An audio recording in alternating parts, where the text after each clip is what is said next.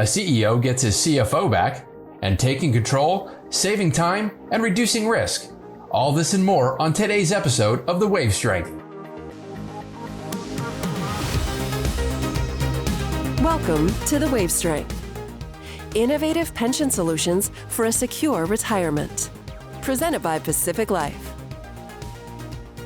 All right, welcome to The Wave Strength. We're very excited to have everybody joining us today. In virtual studio, we have Marty Menon. Marty, hello. Thank you so much for joining us today. Jim, it is my pleasure to be here with you. This is going to be fun.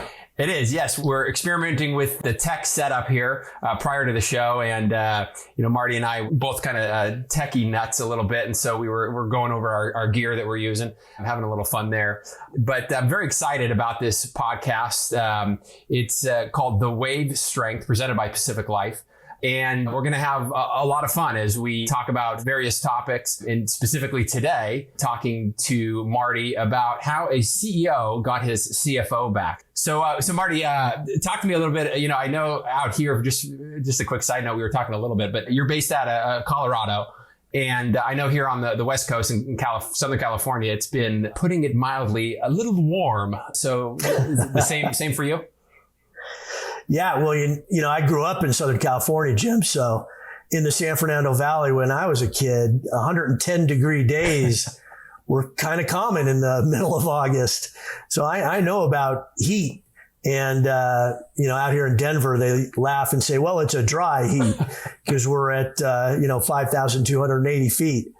But we're going to get a break, it looks like, in the next couple of days, which is nice. So we've had 95 plus degree days about the last 2 weeks. It'll be great when it cools down and we get to some more of that mountain weather that I moved out here for. Yeah, that beautiful mountain weather. Colorado is such a beautiful state. I know when we grew up I'm from Huntington Beach, and, I'm from a big family. And so a lot of people in the house. And so my dad was a bit of an armchair engineer. And so he would, in these hot weeks of the year, in August, September, he would strategically place these fans, those big square fans that you get. Sure. And he strategically placed them throughout the house to try and maximize the airflow in the hot evenings. I remember that as a kid. But yeah, I hope you guys get back to that beautiful weather that obviously Colorado is known for. And fall is just around the corner.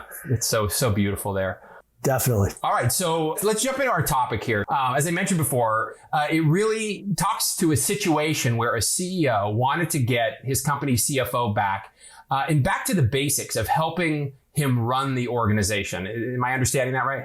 That's absolutely right. CFOs, especially these days, imagine what it's like in this middle of the crazy pandemic that we're dealing with. Yeah. And all of the various cash flow issues and loans and everything. So granted, this was a few years ago, but yeah, indeed, this CFO was spending an enormous amount of time focusing on the company's pension plan. Mm-hmm. And it took up a lot of his time. And the CEO had actually said, hey, I want my CFO back. And so as they were analyzing solutions and ideas and looking at different ways to solve for the situation they were in with their pension plan, they were literally looking for a way to allow the CEO to get his CFO back. So yeah, like you said, it sounds funny, but the CFO was spending 50% of his time by his estimate. Yeah, 50%. 50% of his time focusing on the pension plan rather than focusing on the organization's day-to-day, which is what a CFO should be doing. Yeah.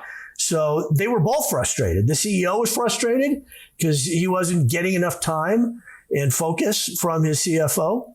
And the CFO was frustrated because he knew that he wasn't really focused on what the organization needed. And the pension plan was taking up a lot of his time.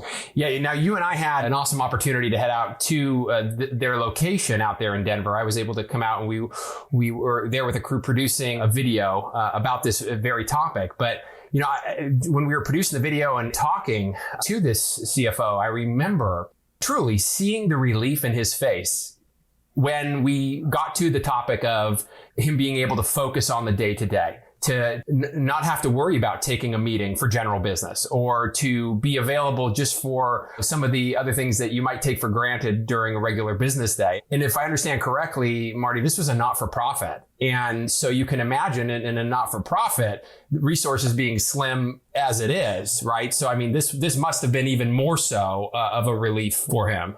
Yeah. Now knowing the CFO as well as I do, and in fact, he's moved on to another not-for-profit organization here in the Denver area. So, this is a person who was truly dedicated to doing his job well.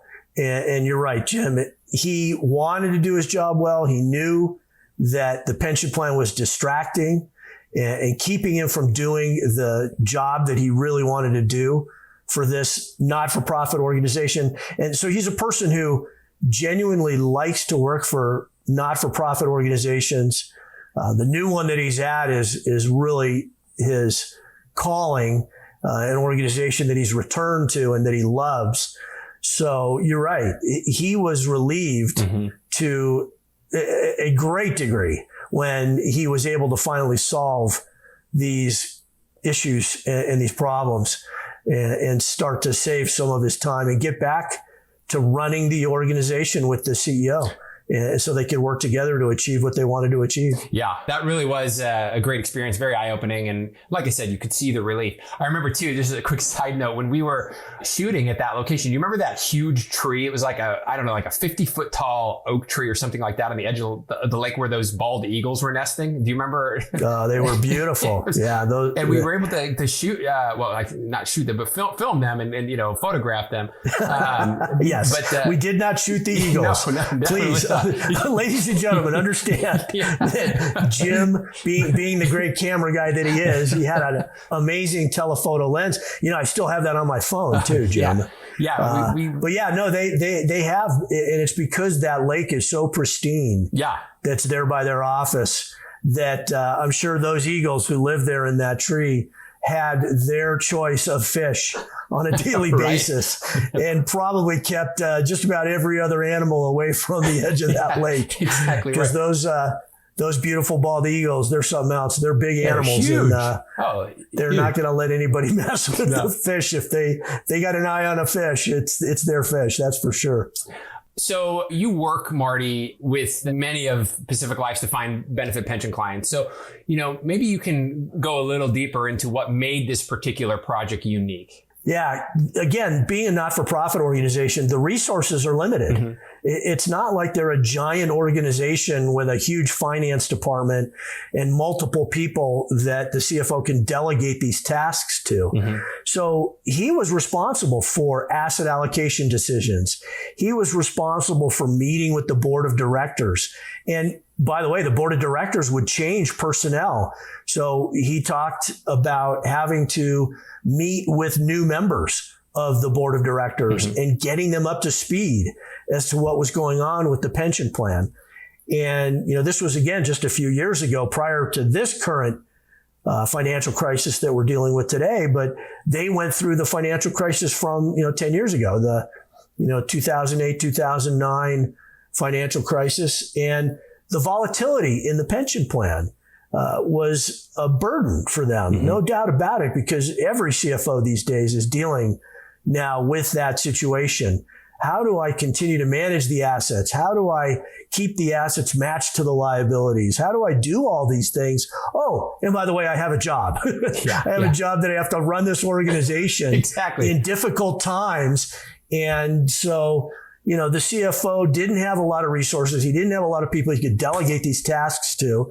And it was really a heavy weight and taking up an enormous amount of his time. So I think what made this unique was it was a not-for-profit.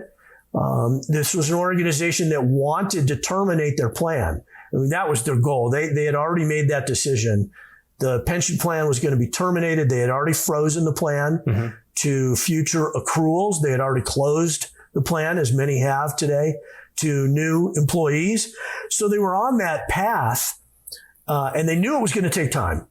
As any CFO listening to this or anybody involved in the pension business knows, you just don't flip a switch. You just don't terminate a pension plan.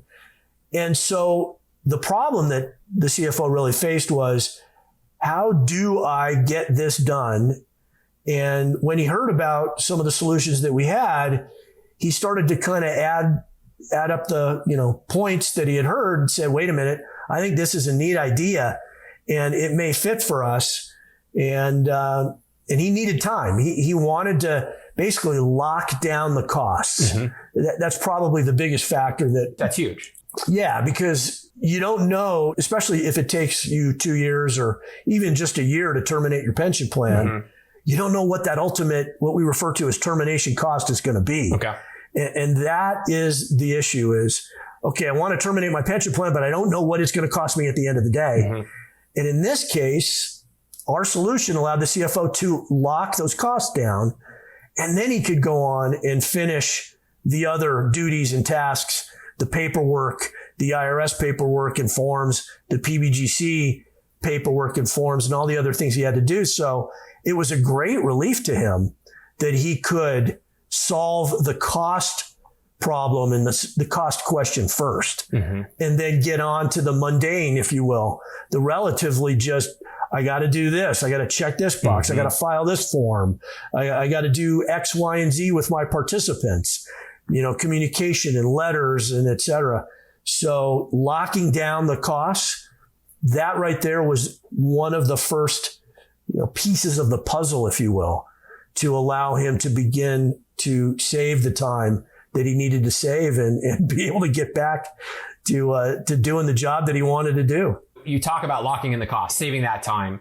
We talked about this before, but the 3 solutions, right? 3-step process that kind of encompasses what this process is about. Walk me through that, and I'll let you break that apart without me giving away the big reveal. In a lot of ways, it's become the mantra on our team. It has. Taking control, saving time, and reducing risk. And, we use it all the time in just about everything we do these days, because taking control is vital. The plan termination process is somewhat ruled by a calendar, if you will, that is set up by the IRS and the PBGC. In other words, you have to file certain paperwork in a certain amount of time. You have to inform your participants within a certain amount of time. You have to distribute assets within a certain amount of time. So you somewhat lose control of the timing when you're working on a pension plan termination. And the reason we say take control is because by locking the cost down ahead of time, in this case, using what we refer to as a buy-in contract, a buy-in solution, it gives the CFO of any organization the opportunity to take control of the situation. And once they do that, and you mentioned that this gentleman was relieved when he did that, he was relieved, because once you get control of the costs, and once you do that and start to save yourself the time of managing the assets, and you start to run the termination process on your own clock. Because, Marty, if I understand you correctly, there's so much ambiguity. When you don't have that control, it's a big ball of unknown, right? And well, look at the volatility in the markets. It's amazing what's going on these days. Granted, today we're talking on a day when the S&P 500 hit a new high. So, there are situations where tomorrow we could be talking about a 10% drop in the S&P 500. And that's the problem, which is CFOs do not want to go back to their board of directors. And we've told this story many times, where an organization set themselves up to terminate their pension plan, said it's going to cost X, and has gone to the board and told the board it's going to cost X. They go down the path of terminating the pension plan a year later or a year and a half later, and they find out, oops, that X has now changed and it's increased. And the last thing you want to do after getting board approval, and any executive in any organization knows this, is you don't want to go back to the board and say, I'm sorry, but we need another $1 million. And that's not a good situation to be in. No. And so by, again, locking down the costs in advance, this CFO was able to go to his board and say, all right, we're working with Pacific Life they've given us a cost to terminate our pension plan. And by doing this buy-in solution, it's done. They're not going to charge us another dollar. This is the cost. And now I've got time to go and deal with the rest of the things that I have to deal with to terminate the pension plan. Yeah. When you're able to visualize, many people listening to this, maybe who aren't in the shoes of those CFOs, may not understand that true concern or worry or frankly stress that might be brought about from that. And I can imagine that really just would be, as we saw in the example we brought up at the beginning when we were working with that CFO, just that true relief, that true sense of, okay, I see a light at the end of the tunnel. I don't have to worry about that unknown as much as I was before. That is huge. So yeah, and in this case, go ahead. The CFO, he took me over when we were there that day filming the video. Yeah. I think you were there, and maybe it was in another meeting when I was there prior, but he walked me over to his treasurer's desk and introduced me to his treasurer and said, this is the guy that really deals with the minutia, and this is the guy who's really going to be proud and happy and relieved that we're saving time. Mm-hmm. So it's kind of funny the way that this played out was not only was the CFO spending an enormous amount of time, there were staff members who were also spending an enormous amount of time on this. And once they locked down the price and took control of that, then they were like, okay, now we don't have to worry about asset allocation decisions.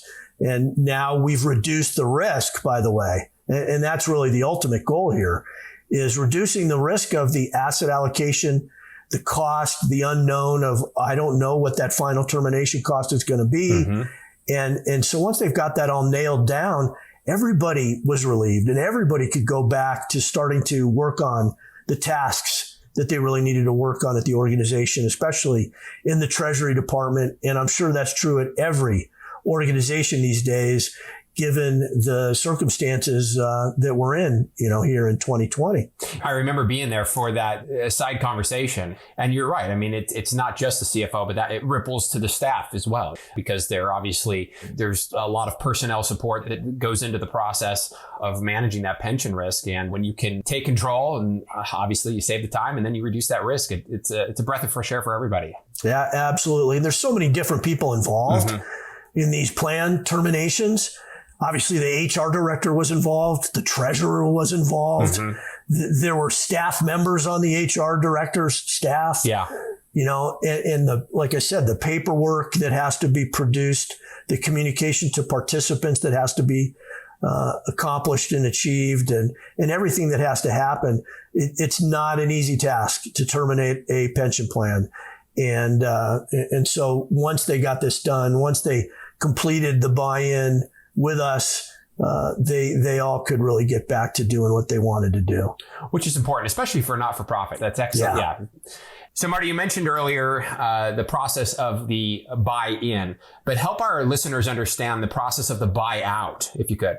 Yeah, great point, Jim. When we refer to a buy-in solution here for this pension plan, what it means is that the contract, if you will, is held by the pension plan trust for an amount of time before it's converted to a buyout. Okay. So the buyout is kind of the common transaction in this marketplace today. Mm-hmm. Basically, that is the full transfer of the pension liabilities to Pacific Life, where we pay the participants directly. The buy-in, what it really does is it requires us at Pacific Life to pay the pension trust a bulk, what we refer to as a bulk payment in the early months of the buy-in transaction. And that allows, again, the CFO and the HR staff to then follow the process and take their time to notify the participants. So the nice thing here is that the buy-in allows them to lock down the cost first and foremost. We pay the plan trust a monthly bulk payment to cover the pension liabilities. It then gives the organization the chance to produce a letter that they'll send to the participants to say, good afternoon. By the way, we're purchasing an annuity for you and transferring your pension liability to Pacific Life. Mm-hmm. That, again, is another task that they have to complete. But by doing the buy-in first, they can take their time. Mm-hmm. They can craft the letter. they can send the letter and the notification off to the plan participants. And when they do all of that, and as I mentioned earlier, just to clarify, that's because the costs are locked in. That's right. Yeah. That's right. And they know who they're going with. They know that they're doing the transaction with Pacific Life. And it gives them the time to deal with all the other paperwork that I mentioned. There's many other forms. The letters to the participants are just a small part of the process. But the nice thing is, once they get all the way down the road, and now when they get to the point when they're really ready to terminate the plan and distribute the assets and have us pay the participants directly, all they do is send us a letter. The CFO in this case, all he had to do was mail us a letter. Of course, he emailed it electronically to us, didn't actually put it in the U.S. mail. All that the CFO had to do was send us a letter and say, hey, we're ready to convert this from a buy-in to a buyout, which is, again, the norm, if you will, in the pension area these days. And then we said, great.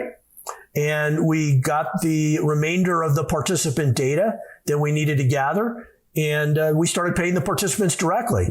And then the plan was formally terminated. So then it was done. So again, the buy-in kind of starts the clock, allows the organization to lock in the costs, gives them time at their schedule to do all the crazy paperwork that they have to do. And then they let us know when they're done with their paperwork, when they're done with the communication to participants, when they're ready to terminate the pension plan, send us a letter, boom, done. We start paying the participants directly, and we take over those payments for the rest of those participants' lives. Yeah, it's a great process, great explanation. I mean, just hearing you explain it, it's almost kind of, you think about it saying, well, my gosh, it sounds so easy. Why wouldn't everybody want to take advantage of this? But well, and we try and keep it easy. I love that you said that, because one of the other things that we're very proud of here at Pacific Life is trying to make life easy for our clients. Keep it easy. Try and make it simple. These transactions are not simple transactions. Sure, behind the scenes. But if we can, there's so many resources right behind the scenes making this happen, obviously. Exactly. But if we can keep it simple and keep it easy and try and, take a load off of our clients' minds, then we've achieved our goal, and we've done what we're here to do, which is to try and make it easier to help organizations like this, again, take control and save time and reduce their pension risk and get back to running their organization. Because at the end of the day, that's all they want to do. They love, in this case, again, at the not-for-profit level, they love doing what they're doing, and they want to focus on what they love to do. And unfortunately, the pension plan had become a distraction. It's a shame. It's a story that's told often these days, but once they got the pension plan out of the way, they got back to running the organization. And that's what was really important to them. That is so key, allowing them to basically remove that burden so they can focus on what matters, their mission and what they signed up to do in the first place in their role. What a great explanation and a great insight, Marty. I'm very grateful for your time today, letting us know how that CEO got his CFO back, talking to us also about taking control, saving time, and reducing risk. Walking us through that buy-in and buy-out. Very, very interesting information today. So if you'd like to learn more about the content we discussed today, I encourage our listeners to visit prt.pacificlife.com, where you can connect with Marty and other folks from our team. And again, Marty, I just want to thank you for being with us. So thank you so much. By the way, Jim, is there a Wave Strength theme song yet? There is. I am not going to sing it if that's we'll let the bumper roll here as we say goodbye. But it was great to be here. Thanks, Jim. It was an honor, and great job. And I look forward to doing many more of these with you. Excellent, Marty. Thanks so much, and have an excellent day. You too, Jim. Take care.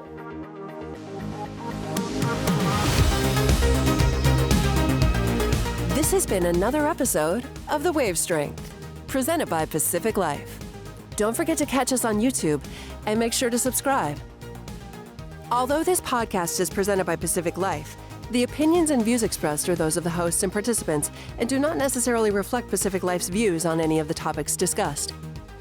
Pacific Life is a product provider. It is not a fiduciary and therefore does not give advice or make recommendations regarding insurance or investment products. Pacific Life, its affiliates, its distributors, and respective representatives do not provide any employer-sponsored qualified plan administrative services or impartial advice about investments, and do not act in a fiduciary capacity for any plan. Pacific Life refers to Pacific Life Insurance Company, Newport Beach, California, and its affiliates, including Pacific Life and Annuity Company. Insurance products are issued by Pacific Life Insurance Company in all states except New York, and in all states by Pacific Life and Annuity Company. Product availability and features may vary by state. Each insurance company is solely responsible for the financial obligations accruing under the products it issues. This podcast was recorded on September 4th, 2020.